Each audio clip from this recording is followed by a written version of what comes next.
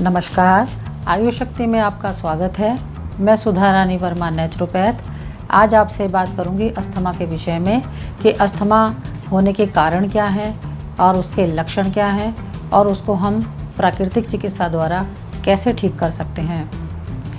पुरानी कहावत है कि दमा दम के साथ जाता है, लेकिन आज ये कहावत चरितार्थ नहीं होती, क्योंकि जो दमा है उसको ठीक करने के लिए प्राकृतिक चिकित्सा, योग व नेचुरल डाइट लेने से अस्थमा जड़ से चला जाता है। तो बात करेंगे सबसे पहले कि अस्थमा के कारण क्या हैं और किस लिए होता है ये। तो अस्थमा का सबसे बड़ा कारण तो वायु प्रदूषण है, क्योंकि आजकल वायु इतनी ज़्यादा प्रदूषित हो गई है कि हमारे लंग्स चोक होने लगे हैं। हमारे लंग्स स्वस्थ रहें, इसके लिए शुद्ध वायु की ज़रूरत होती है। बिना पानी के व्यक्ति 5-7 दिन रह सकता है, बिना भोजन के 1-2 महीने निकाल सकता है, लेकिन बिना वायु के 1 मिनट भी रहना उसका मुश्किल होता है। इसके अलावा धूम्रपान भी अस्थमा को बढ़ाने में सहायक होता है। गुटखा, तंबाकू, गांजा, अफीम और शराब, इन सब के अधिक सेवन से हमारे फेफड़े खराब हो जाते हैं और अस्थमा की स्थिति पैदा हो जाती है। एलर्जी के कारण भी अस्थमा होता है। बहुत से को ब्रोंकल एलर्जी होती है। जैसे बरसात के मौसम में बहुत सारे फूल खिलते हैं और उनमें जो परागकण उड़ते हैं और वो परागकण जब श्वास के द्वारा अंदर जाते हैं तो अस्थमा को पैदा करते हैं। तो बरसात के मौसम में भी अस्थमा ज़्यादा लोगों में देखने के लिए मिलता है। इसके अलावा कोई सेंट, अगरबत्ती, पक्षियों के पंख, धूल के कण, धुआं, कोहरा, मौसम में बदलाव, ठंडी हवाएं चलना, नमी होना, ये सारे कारण अस्थमा को बढ़ाते हैं। कभी कभी कुछ दवाइयों के सेवन करने से जो साइड इफ़ेक्ट हो जाते हैं, उसके कारण भी अस्थमा होता है। इसके अलावा कुछ छोटे बच्चों में भी अस्थमा देखने के लिए मिलता है। तो उसका कारण एक विशेष प्रकार का प्रोटीन है, जिसके कारण से अस्थमा होता है। और कुछ बच्चों में अस्थमा, जब बच्चे कुछ बड़े होने लगते हैं, किशोर और युवा अवस्था में पहुंचते हैं, तो धीरे धीरे अस्थमा ख़त्म हो जाता है। जैसे जैसे बॉडी की इम्यूनिटी बढ़ती है, वैसे वैसे अस्थमा ख़त्म होने लग जाता है। और इसके अलावा जो अस्थमा, कार्डियक अस्थमा भी होता है, जो हार्ट की प्रॉब्लम के कारण होता है। जब हार्ट डिजीज़ होती है, बीपी हाई होता है, हाई बीपी के कारण भी फेफड़ों में रक्त की शुद्धि में प्रॉब्लम आती है, जिस कारण से अस्थमा होता है। इसके अलावा खांसी, जुकाम, साइनोसाइटिस, प्लूरेसी और टीबी वगैरह के उपचार के कारण भी अस्थमा हो जाता है। तो ये तो थे हमारे सब अस्थमेटिक कारण कि अस्थमा में क्या क्या कारण होते हैं अस्थमा होने में। और अब मैं आपसे बात करूंगी कि इनके लक्षण क्या होते हैं। तो बात करते हैं लक्षणों के बारे में। तो जिन लोगों को दमा या अस्थमा होता है, उनको सांस लेने में दिक्कत आती है और सांस छोड़ने में भी दिक्कत आती है। उसमें 3 तरह से प्रॉब्लम आती है सांस लेने में। तो जैसे हमारी श्वास वाहिकाएँ हैं, तो उसमें सिकुड़न पैदा हो जाती है, तो सांस लेने में और छोड़ने में दिक्कत आती है। या फिर श्वास वाहिकाओं में सूजन हो जाती है, जिसके कारण श्वास लेने में और छोड़ने में दिक्कत आती है। और तीसरा कारण कि श्वास वाहिकाओं में कफ जमा हो जाता है, जिसके कारण हमें श्वास लेने में, छोड़ने में दिक्कत आती है। जो अस्थमा का पेशेंट है, उसको दूर से ही देखकर पहचान लेंगे कि अस्थमा का पेशेंट है, क्योंकि उनका सांस फूलता है, चलने में सांस को तेज़ी से लेना पड़ता है, कोशिश करनी पड़ती है सांस लेने की। इसके अलावा दमे का रोगी ठीक से सो नहीं पाता, लेटने के बाद उसको प्रॉब्लम फील होती है, कभी उठकर बैठता है, कभी लेट जाता है और कभी कभी तो पूरी रात बैठ कर के ही काटनी पड़ती है। और अस्थमा जिन व्यक्तियों को रहता है, उनको भूख कम लगती है, हाथ पैर ठंडे रहते हैं और कब्ज की शिकायत बनी रहती है। इस तरह के लक्षण जो है दमा से रिलेटेड व्यक्तियों के होते हैं। ये तो थे दमा पेशेंट के कारण और लक्षण। अब हम बात करते हैं कि जो दमा से पीड़ित हैं, उन व्यक्तियों को कैसी डाइट लेनी चाहिए। तो जिन व्यक्तियों को अस्थमा है, उन्हें कफ कारक भोजन नहीं लेना चाहिए।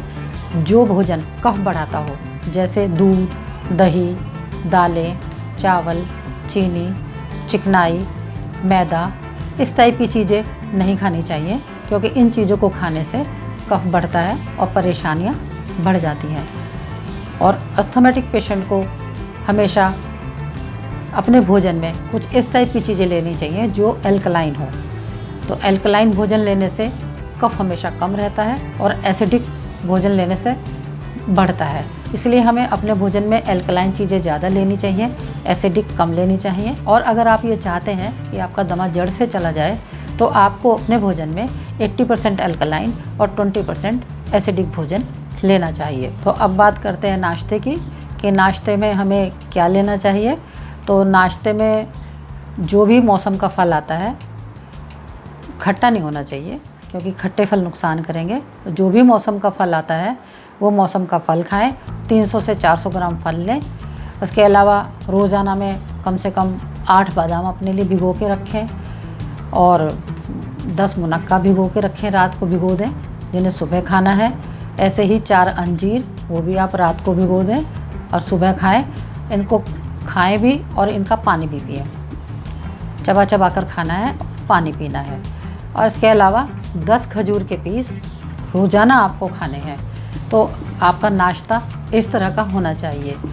और जब आप ये नाश्ता कर लें तो वैसे तो किसी और दूसरे नाश्ते की ज़रूरत पड़ेगी नहीं, लेकिन फिर भी अगर आपका बहुत मन करता है कि कोई और ऐसी चीज़ खा ली जाए, हल्की फुल्की नमकीन चीज़, तो नाश्ता करने के 1 आध घंटे बाद कुछ भी आप छोटा मोटा हल्का सा ले सकते हैं। अब बात करते हैं दोपहर के खाने की। तो दोपहर में भी जो खाना है बिल्कुल सादा खाना खाना है। दालें आपको मैंने अवॉइड करने के लिए कहा है कि दालें मत खाएं क्योंकि दालें कफ बनाती हैं। तो सादी सब्ज़ी खाएं, जो भी मौसम की सब्ज़ी आ रही होती है वो कोई सी भी सब्ज़ी खाएं, लेकिन सिंपल बनी होनी चाहिए। उसके साथ रोटी खाएं। तो दाल की जगह आप अंकुरित दाल खा सकते हैं। तो रोज़ाना आप अपने लिए करीब 20 ग्राम दाल आप अपने लिए भिगो दें, उतनी दाल काफ़ी है। और जब उसके अंकुर निकल जाएँ तो खाना खाने से पहले आप सलाद के साथ, जैसे सलाद खाते हैं तो उसमें कुछ खीरा, प्याज, टमाटर जो भी आपको मिलता है सलाद, वो मिला करके खीरे को थोड़ा अवॉइड कीजिएगा और खाना खाने से पहले आप सैलेड के रूप में उसको खा लें। उसके बाद सब्जी रोटी जो मैंने अभी आपको बताई वो खा लें। तो ये आपके दोपहर का भोजन है, इस तरह से आपको करना है। और उसके बाद फिर शाम के टाइम फिर से आप कोई भी मौसम का फल खा लें, 300 से 400 ग्राम, और उसके साथ में 10 खजूर के पीस ज़रूर खाएं क्योंकि खजूर बहुत ताकत देता है। खजूर में बहुत सारे विटामिन मिनरल्स होते हैं, तो इसलिए दोनों टाइम इसका खाना ज़रूरी है। उसके बाद शाम को सादा भोजन करें, सब्जी और रोटी, लेकिन रात को कोई अंकुरित दाल नहीं खानी है, सिर्फ सब्जी रोटी खानी है। और 8 बजे तक आप अपना भोजन कर लें। तो इस तरह से आप अपनी डाइट अगर लेते रहेंगे तो अस्थमा बहुत जल्दी ठीक हो जाएगा। अब ये बात तो हुई डाइट की। अब हम बात करते हैं चिकित्सा की कि ऐसी कौन सी चिकित्सा लें जो अस्थमा में आपको लाभ करे। तो चिकित्सा के लिए सबसे पहले मैं आपको ये दिखाना चाहूँगी, ये फेस स्टीमर है। इसमें आप पानी भर लें और इस पानी में अदरक का पिसे हुए अदरक का 1 चम्मच रस इसमें डाल दें, तब आप स्टीम लें। और ऐसा करने से हमारी श्वास नलिकाएँ खुल जाती हैं और हमें सांस लेने में बहुत आराम हो जाता है। और जो दूसरी चिकित्सा है उसके लिए आपको एक सफ़ेद प्याज लेनी है और शहद लेना है। तो बिल्कुल सुबह उठते ही खाली पेट सबसे पहले कुछ नहीं खाना है, पानी भी नहीं पीना है, और आपको उस प्याज का रस निकालना है। तो 2 चम्मच वो प्याज का रस ले लें और 2 चम्मच ही उसमें शहद मिला लें। और सुबह सुबह सबसे पहले निहार मुँह वो ही खाना है। और इसको आप 40 दिन तक लगातार खाइए। कैसा भी दमा हो बिल्कुल ठीक हो जाएगा। तीसरी चिकित्सा मैं आपको ये बताऊंगी कि 1 बाल्टी में गर्म पानी भर लें और उसमें पैर डुबा के आपको रखने हैं। गर्म पानी में पानी इतना गर्म होना चाहिए कि उसको आप आराम से सहन कर सकें, और ठंडा भी नहीं होना चाहिए, तेज़ गर्म होना चाहिए, और जिससे कि वो कुछ देर तक गर्म बना रहे और पिंडली तक वो पानी आ जाए। इतना भरना है आपको बाल्टी को, और इसमें 15 से 20 मिनट आपको बैठना है।